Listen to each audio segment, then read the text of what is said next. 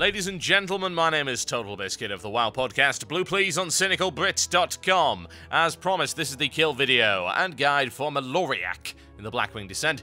This is on 10-man mode. Right.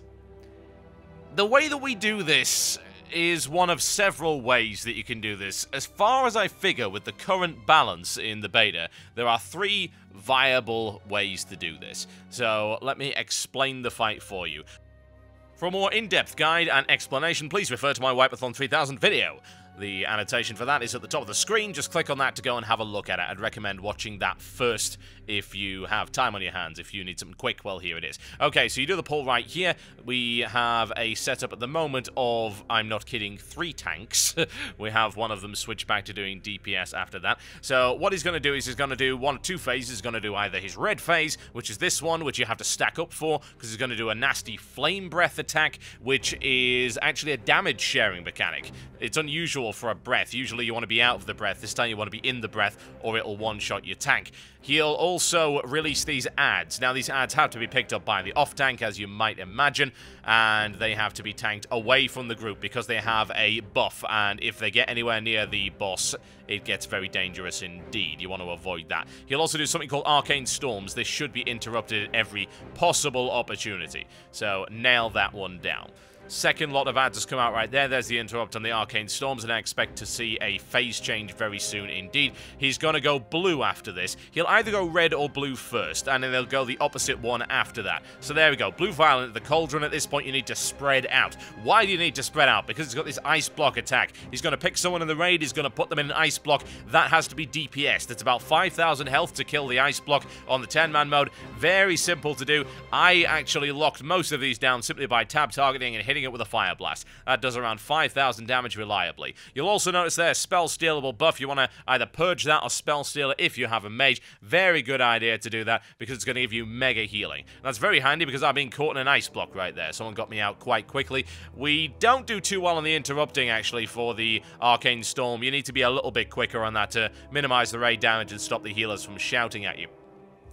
There's the Ice Block right over there. Nail that down nice and easy. Steal the buff, no problem at all. Okay, we've got a bunch of ads right here. He's going into his green phase. Now, at this point, you've got to collect up all the ads and DPS them down. Why? Because in the green phase, he's going to remove the stacking buff that these ads have. The more ads that are together, the less damage they take and the more damage they do.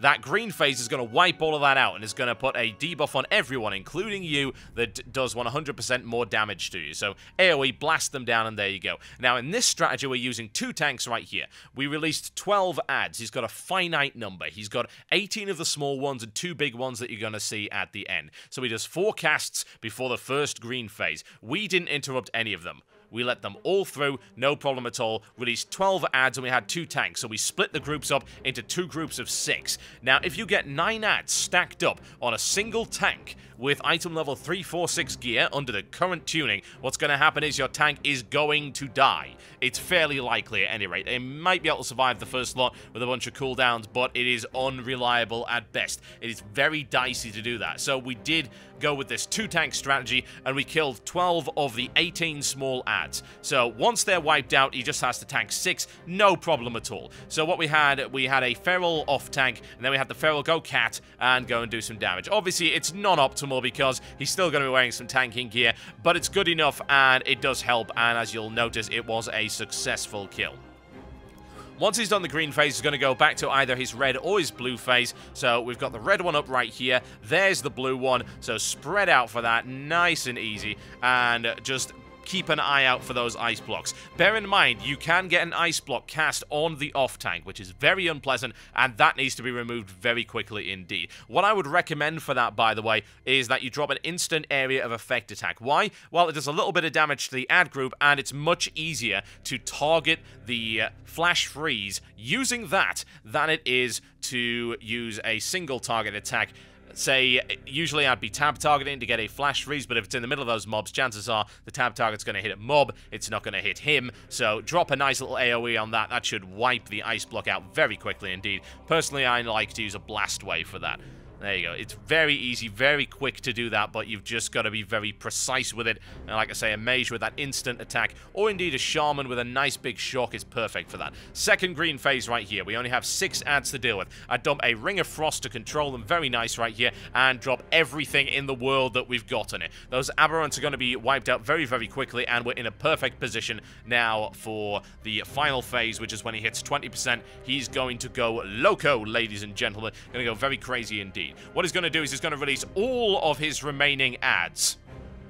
The only adds he's got left at this point are 2 big ones. They're called Prime Subjects. They just need to be off-tanked. They will fixate on random members of the raid, but they can be taunted back, so the tanks just need to keep on it. He's going to spawn these little frozen orbs. You want to try and keep away from those because of the knockback, and his main mechanic right here is that massive fire attack that he can put on the floor. He's going to blast that in the direction of the tank. That's going to remain on the ground for a little while, so you're going to have to keep moving him. Drop everything you have at this point. Hit him with the cooldowns. Hit him with your Time Warp, your Bloodlust, and just try and stay alive, because this is a 6-minute enrage timer. We're very close to it right here. We need to burn him down with everything we possibly have. Now, of course, we have lost someone right here, which is not helping at all. We're just going to have to keep nuking, and just apply the pressure. Use everything you can to survive.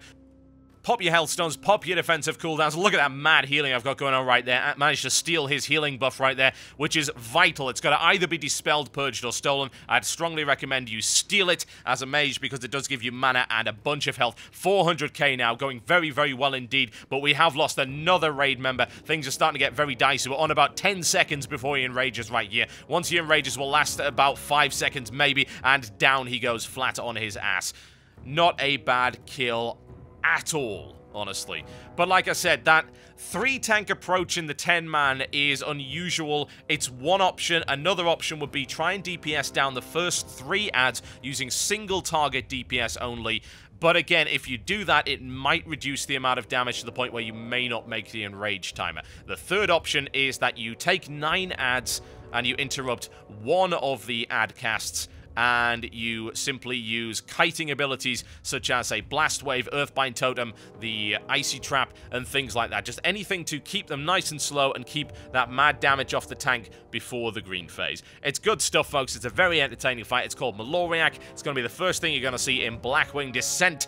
And there's the loot, as you saw right there. Congratulations to Betamus Testimus, because it took us about 5 hours to do that. We had to make up some brand new tactics because the Insidia ones, as of this point, are out of date at the moment. They changed the ad so you can't easily tank the 9 as you were able to before. It's good stuff nonetheless, though. Really proud of that kill. Very entertaining and a whole lot of fun. My name's been TotalBiscuit. That has been a guide and kill video for Maloriak.